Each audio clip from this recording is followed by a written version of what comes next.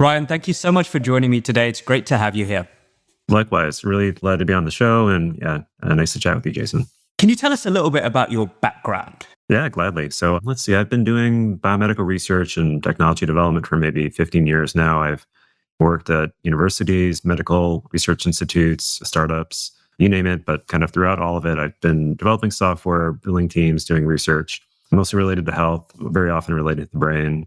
Yeah, I've done the full academic track. I got a PhD in computer science from Brown. I worked at USC as a postdoc and faculty and worked with the CZI through their imaging scientist program.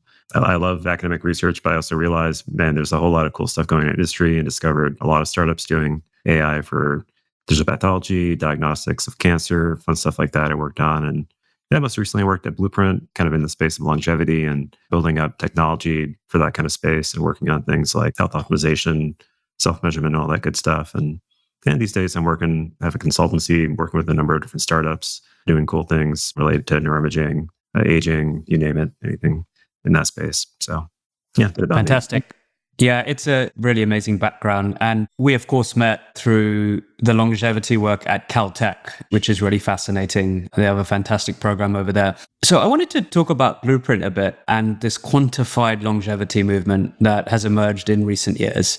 So this is essentially people running what we would call N=1 experiments. So experiments on themselves, which with strict routines, wearables, advanced diagnostics, using supplements, experimenting with different things that might slow their aging down. And there is, of course, a lot of data involved there. Blueprint was one highly visible example of this tech-enabled approach, essentially. And of course, you were the chief technology officer there. But it's really a snapshot of a much bigger movement.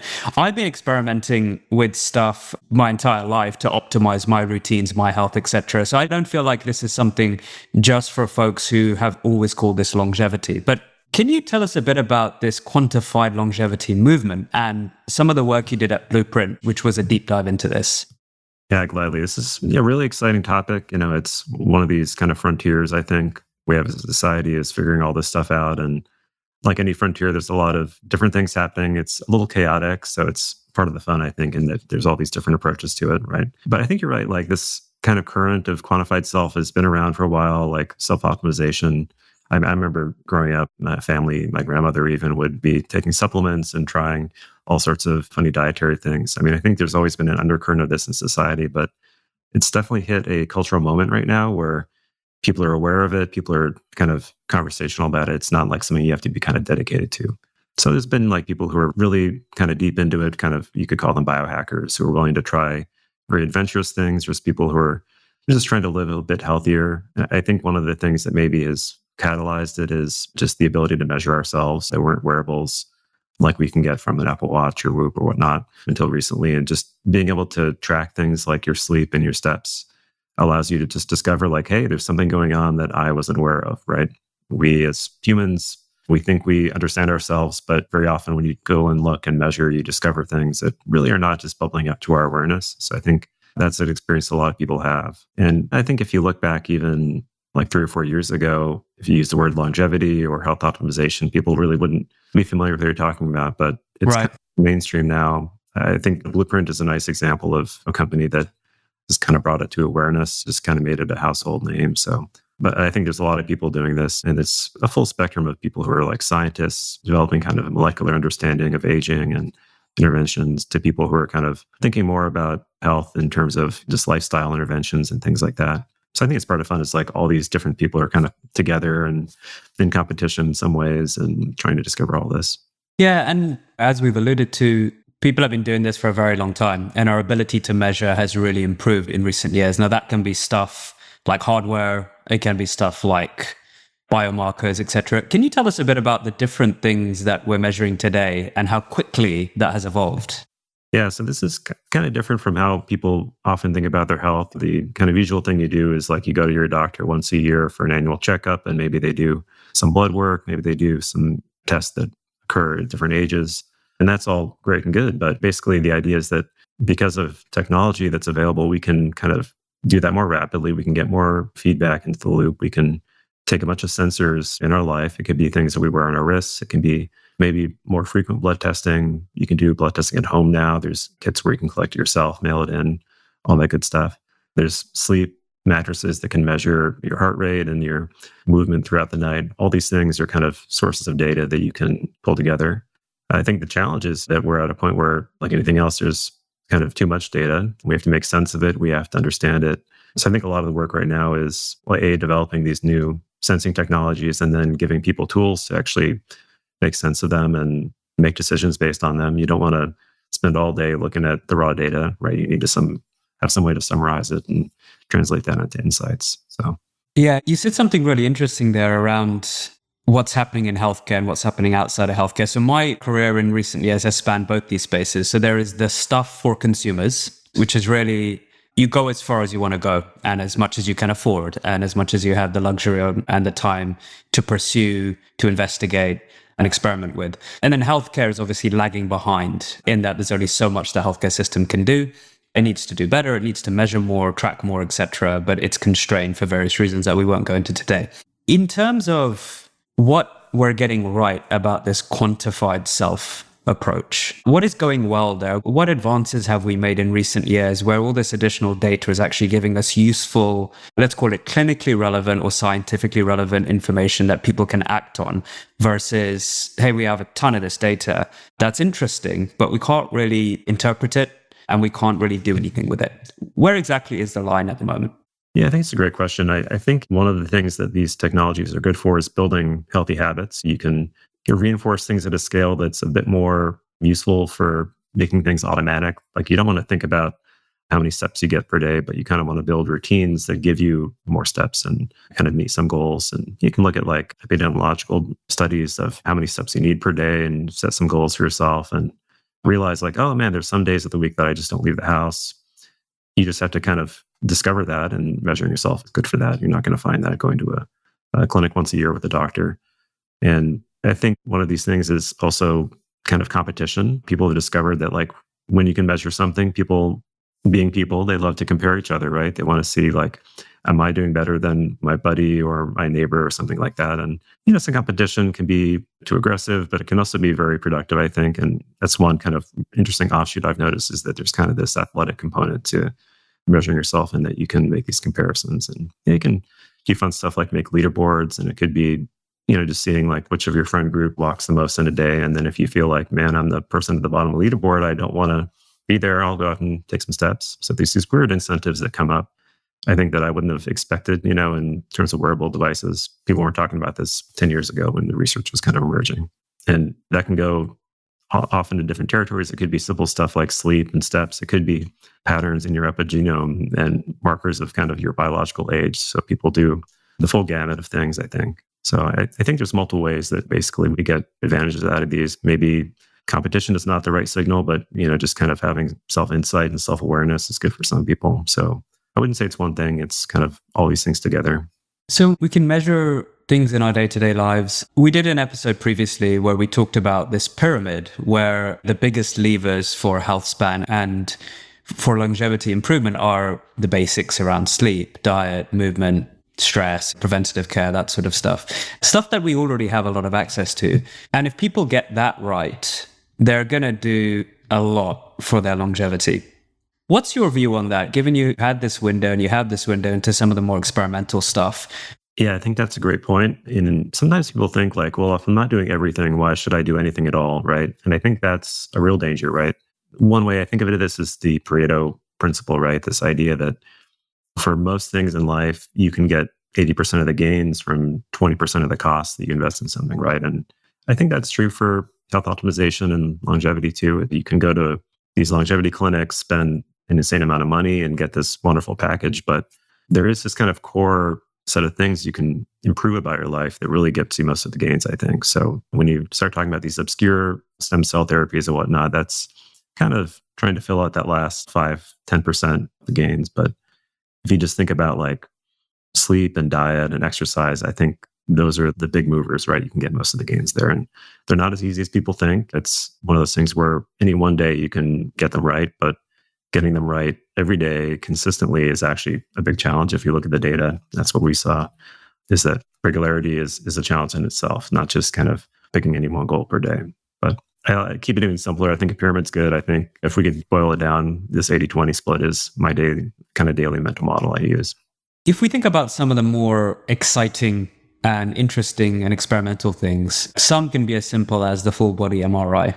I have my opinion on that, which we can talk about. There's cellular reprogramming, there's gene editing, that we talk about stem cell treatment, all these sorts of things.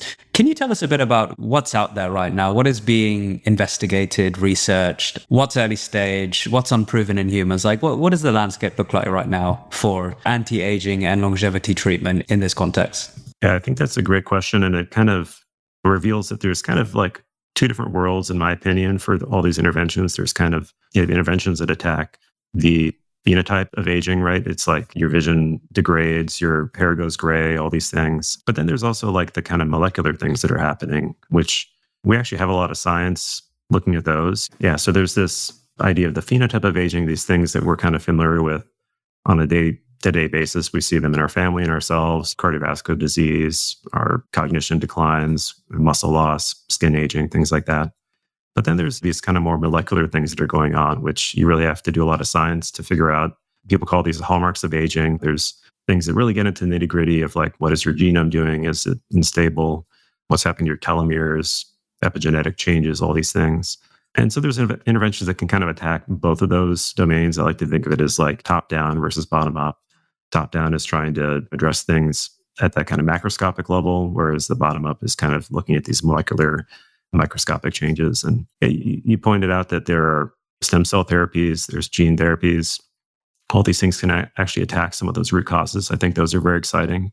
Those are also very challenging for a number of reasons, right? I mean, you're basically using technology that you really need to assess the safety of. We don't know what the downstream effects are. So I think those have a higher burden of kind of proof and experimentation to demonstrate safety. There's some very adventurous people who are willing to kind of use themselves as guinea pigs, which is controversial. I personally respect it, as long as they're rigorous and open about all of it. But I think also, like, if we want to deploy these widely, you have to be more cautious. But a lot of interesting work there, I think. Those are kind of like, if we really want to prolong life, those are the things we need to target. Like, if we want to live to be 150, we really have to get at the root causes. But if we want to live well, if we want to have a better health span, I think attacking things top down is great. And there's a lot of very safe interventions. Like, for the most part, you can tell people to exercise and eat better, and there's really no risk there. Everyone has their own kind of dietary needs, of course, but for the most part, it's a very safe thing to deploy widely. So I think I like to break them down into those kind of two groups, that they're this macroscopic versus microscopic ways of thinking of it. What is the difference between anti-aging and chronic disease prevention? Where's the line? Yeah, I think it depends on who you talk to. I think a lot of people are into longevity to kind of take their healthy state and make it healthier and more enjoyable. And for some people, maybe better looking even. So there's that whole world. But for a lot of people, like they are facing some chronic health disease. And for that, I do think it's important to have doctors in the mix and clinicians and a lot of solid science to back things up. So I personally do see like a big difference between work that's related to diagnostics and treatment of disease versus kind of health optimization. One's more in the medical space, one's more in the wellness, kind of fitness, athletic space. And where one crosses over to the other is a good question. I wish I could articulate that better, but I don't want to speak out of my expertise, to be honest. As you mentioned, there are lots of longevity clinics that are springing up everywhere. I think at the moment, there's an estimate of around 1,000 in the US alone. There are high-end executive workups that can cost 5, 10, 15, 100,000 every year. One core piece that we see in a lot of these approaches is to measure a lot of biomarkers.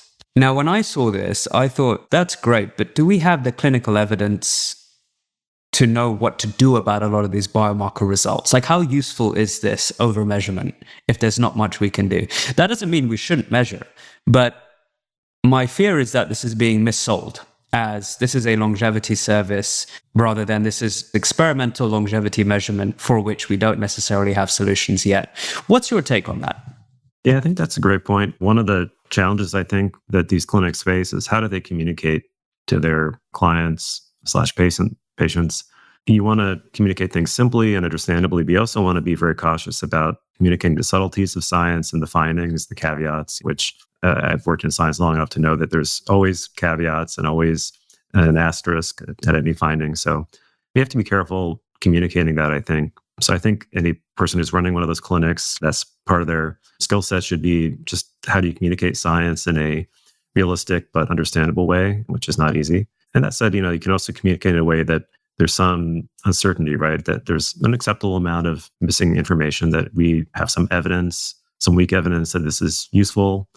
The harms are pretty low. Why don't you try it? But we can't promise you results. So I think a lot of people approach this as kind of a self-experimentation model. So you can, on one hand, take the findings of some study and then kind of rely on that as ground truth. I think that's a bit riskier because you're not using the same context as that study. Maybe you're part of a different demographic or something that could change things. But if you think of it as like self-experimentation, if you can measure something that's changeable, there's something there, I think. So if you can try out something and then see a response 2 weeks later, that's something that is adding some information. I wouldn't say it's generalizable knowledge that necessarily helps someone else, but it might help you. So we discover that, removing this thing from my diet helped me sleep. You don't need a large randomized control trial to tell you that that was helpful, right? Personally, I, for example, reduced my caffeine intake quite a bit. I love coffee. I would drink 3 or 4 cups, especially in grad school. And I also had very bad sleep at that time. And I discovered maybe about a year ago that I'm incredibly sensitive to it, even though I have been drinking a lot, I've been enjoying it. So I've cut it down quite a bit, made that observation. I think there's evidence out there like that, but I think we all have individual differences too. So this idea of trying something, measuring yourself, looking very closely, being skeptical as well, I think can pay off. And so I think of those kind of 2 types of information. There's kind of what you get from these big studies, and then also kind of what you get from your own N of 1 work. We'll get back to this conversation in just a moment. But if you're finding this episode helpful, here's a quick ask. Take a second to follow or subscribe to the Health Curve podcast, wherever you're listening. And if someone else in your life would benefit from this episode, or any of the others you've heard, please send it their way. All right, let's get back to it.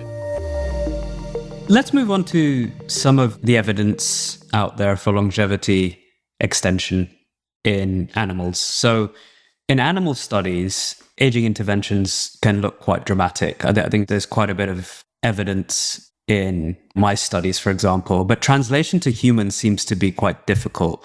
Can you tell us a bit about that? Like, what have we seen in animal models around life extension, health span extension? Where are we struggling to translate those findings in humans?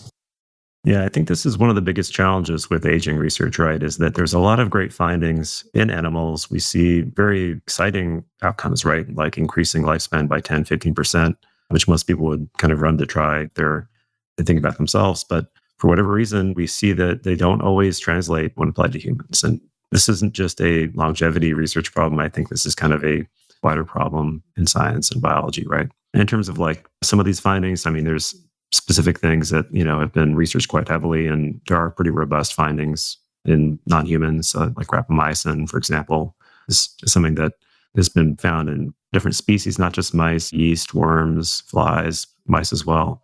There's some human studies going on. There's some people who have kind of jumped in as N-of-1 experiments to try it as well. So I think that's one where there's some promise. I think the challenge is always side effects. Maybe there's side effects in non-humans that we just aren't aware of because we're not measuring them, and we don't discover that there's side effects until we get to humans, or really there's something different about human biology that makes new side effects that couldn't be anticipated. So I think that's always the challenge there. There's others. There's things like resveratrol, something that you can find in grapes and wine and berries.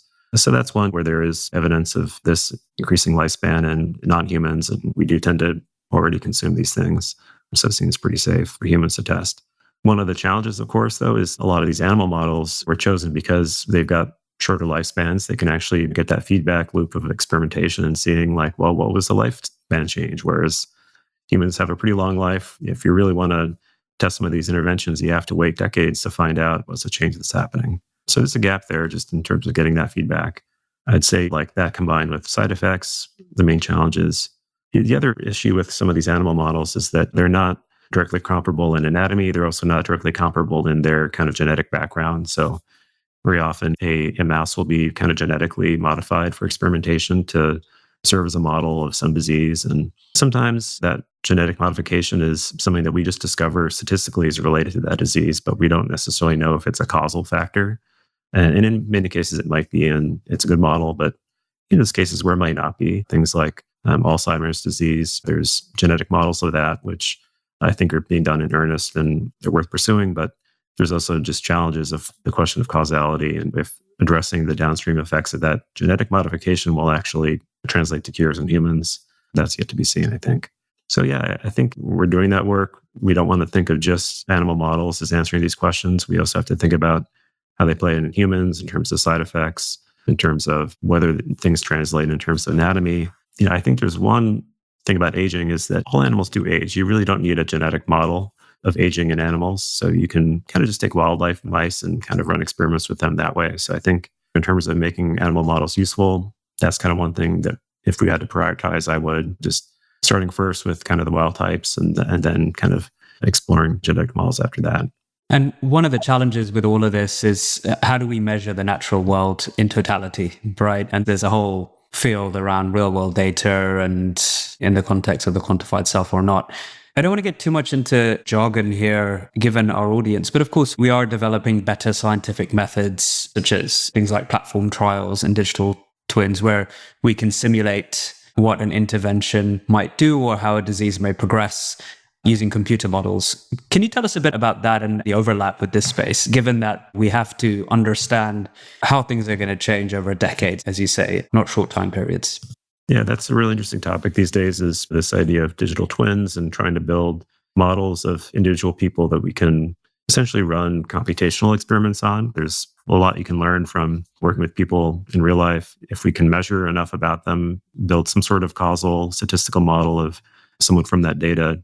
The digital twin idea is trying to see, is that computational version of yourself useful in a scientific sense? Can you do things like ask, if I change my diet in this way, what will be the downstream effect on maybe this disease outcome or this quality of life measure? Yeah, and I think these are really exciting things to work on. I think a lot of it is being enabled by this wide array of measurements we can take. There's a question of kind of how much do we measure? You can measure, like you said, pretty much everything these days. So there's a trade-off of how do you find the right data? How do you build the right models? I think there's a lot of progress being made in the kind of machine learning, AI side to do the modeling of the causal nature of how things react to certain interventions. So I think, we're making progress in a couple ways to make this more useful. Like one is that expanded set of measurements. One is this improved ability to model and make predictions. But that said, at the end of the day, they're also not real people. And any model has some things that are missing, right? All models are wrong. Some are useful is kind of the classic saying there. So the important thing is that there might be things we don't include in our models of digital twins that are actually the important things. So I think that's the biggest risk with all those approaches, right? So we can't rely entirely on them. But in terms of being useful, I think, we have to find kind of nice ways to apply them. How relevant is the longevity space to improving the health span and lifespan of all people? We talk about democratizing this approach. Just in the US alone, life expectancy can vary by over 20 years between different American neighborhoods. And of course, globally, that widens significantly. We've talked a lot about how a lot of the things that we need to do or that people can do are actually very simple. They're not complex science. They're just environmental barriers to those things. There are cost barriers. How relevant is it when people say, how can we democratize access to longevity services? Is that sort of a bit of a misnomer in itself, in that it's not necessary at this stage? There's the 80% of things, the social determinants of health, essentially, that we need to focus on for most people in the world. And the rest is really experimental science at this stage. It's not really a moral or a social obligation. I think that's such a great question. And it kind of touches on an idea that I see as kind of a misnomer that a lot of people have, is they look at life expectancy over time in the US and different countries, and you see it's going up and maybe extrapolate and think, well, it's going up at this rate and we'll be living to be 150, 200 if things continue. But if you really break things down, I think everything is distributions. You should think about what are the individuals that are being improved by all these changes, right? And a lot of it is happening at the low end. So people who would be dying younger are living fuller lives up to age 80 or something, not that everyone is getting older per se on average. So, globally, I think infant mortality is a thing that's very amazingly being addressed, and that pulls averages way up. You look at just causes of death, heart attacks and stroke are very common. And if you can address that with health and exercise, healthy eating and exercise, those are things that can really actually push averages up without the maximum lifespan of a person going up. And I think a lot of those things, to your point about democratizing them, are actually very accessible. Like we want to give people knowledge, give people tools to do all this, create systems that allow them to live healthier. So I think all that is on the table. It's there for the grabbing. I think the culture is kind of changing. People are thinking about their health in a different way. There's less alcohol being drunk. There's exercise being more part of daily life. Shockingly, I mean, like jogging is kind of like a new thing. I think in the 1970s is when it first started. There were people doing it before that, of course, but it was more niche. So I think this idea of just making health and measuring yourself is becoming part of a daily mentality that people have. But even within the US, though, unfortunately, like health outcomes are not uniform. If you look at a map of lifespan, there's parts of the US that are just dramatically different from other parts. So, I mean, that tells you that there's something that is actionable, I think, and changeable. I mean, we all live in the same country. We should have access to the same healthcare and food and things like that. So I think that if you want to argue for democratization, there's definitely something to be done there. You said something really interesting there around jogging. And I just wonder, I've seen this somewhere in some sort of popular culture thing, but if someone from the past was to time travel to our time and see people running for fun, they may think that the world has gone mad. So, I mean, how much of this is just we have not been proactive enough in thinking about how we should live as a society, as individuals? We focus on incremental progress in many other ways, but we haven't thought about human progress and human health through this lens. Like, this is just where making people sit at desks more, we're overfeeding people, we're designing these urban environments or transport systems or whatever such that people just don't move much. And we haven't been proactive enough about this stuff. So we're having to overcorrect, doing things that the natural world already encourages us to do. What's your perspective on that? Yeah, I think that's a great point, that like the time traveler point, that if you plop someone down, they think like, well, what is that person running from? And they're not running from anything. They're just running for health, right? I think maybe meditation is maybe one of those other things. I mean, people have been doing it for thousands of years, but I think it's more common now. And you might see someone just sitting in a park with their eyes closed or not sleeping. That could confuse someone from maybe 40 years ago in the US, for example. And I think that touches on this point of like what's socially acceptable to people. Like a lot of people just kind of want to fit in with people around them, and they don't want to be that person kind of running alone in the park. But, I think these days there is a bit more acceptability of different approaches to health. You don't feel like you have to do the same health regimen of everyone around you. So I think this kind of individuality is a very good thing that's happening these days, and it allows people to experiment and try things that are outside the norm and see what works, and eventually share them with others and get that knowledge transmitted and all that. So I think in a society, we're going a good direction in terms of being open to all those things. The flip side is that people can also kind of come up with their own kind of reasons for why they're doing these things. So we want to make sure everything's science-backed and all that.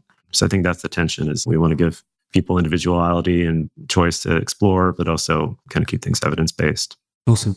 What's the most exciting thing you see in longevity research at the moment? What has the most potential in your view? Yeah, so I think there's a surprising connection between AI and machine learning and longevity, in that they're both these kind of very data-driven approaches to thinking, right? And this is kind of obvious to us now. We're kind of surrounded by this way of thinking, but for many decades, this wasn't how we did health, and it wasn't how we did AI. Most of thinking about health, it's been very much going to doctors and getting kind of general feedback, not getting it very frequent, not reacting too much to your daily measurement. AI has actually been kind of the same way, in that it was more of like a rule-based approach, more of an expert systems approach historically. So that was kind of the early days of AI in like the early part of the century. So I think there's a lot of interesting directions that people are discovering for longevity. One is these GLP-1 agonists are just a incredibly useful tool just for achieving a lot of the things that people want to achieve with longevity interventions. So you can control your diet, control food noise. If you want to do caloric restriction, GLPs are kind of an unlocker for that. There's also all sorts of things that seem to be anecdotally coming out of their use, which I think is interesting. People are finding it easier to stop drinking, stop smoking, just anything involving habit formation and reward circuits. I think there's some interesting signal there that these are turning out to be quite useful for a large number of people. I think in terms of like therapies that are interesting because they're impactful and accessible, I think sauna and hyperbaric oxygen therapy are two kind of interesting ones that they're pretty safe and available. And it seems like they do have very promising measurable outcomes for a lot of people. So you can find probably in most neighborhoods, in most cities, ways to do this. Either your gym might have it, or you might find a clinic that has a hyperbaric chamber that you can go to. I think the challenge is, of course, that these things have parameters you can pick. How long do you go there? What temperature? Do you ice certain things, for example? So just making sure that you have some evidence-based protocol around them, I think, is challenging. There's also kind of like a social component. Sauna is kind of interesting, I think, in that a lot of people are finding it's a place to go and socialize. And maybe instead of going to the bar, you might go to the sauna to hang out with people. So it's kind of a fun outcome. And then the last one, I think, for me is I'm a dog owner, and I've been thinking about pets a lot lately. And I think pets and longevity are a very promising direction, because we care a lot about our pets and we want to do everything to keep them around. And also, I think people are willing to try things out. There's a lot of missing gaps. We don't have good ways to measure our pets. We don't have as good wearables. There's a few out there, but it's not a solved problem in the way that it is for humans. And they have a lot of the challenges we have with sleep and exercise and diet. So I think personally, that's one I'm thinking a lot about is how to merge those two things. That's interesting. I have one last question for you today, Ryan. You've worked in the longevity space for a good few years, very deeply. What do you think people are really seeking with these interventions? That's a really great question. And I think it touches on a lot of very personal things for people. I think a lot of it is autonomy, that people want to have control over their own health and destiny. I think that resonates with a lot of people. Some people, they want to be fitter, happier, more productive and all that. And some people really do want to live forever. Some people are serious about that mission. So I think it depends on who you talk to. But I think if I had to boil down to the core, it'd be this idea of self-control and self-determination, which I think is a real part of it, is being able to make choices and improve yourself and have, reins on your life. Ryan, thank you so much for joining me today. It's been a really fascinating discussion. Oh, it's been a pleasure. Thank you, Jason.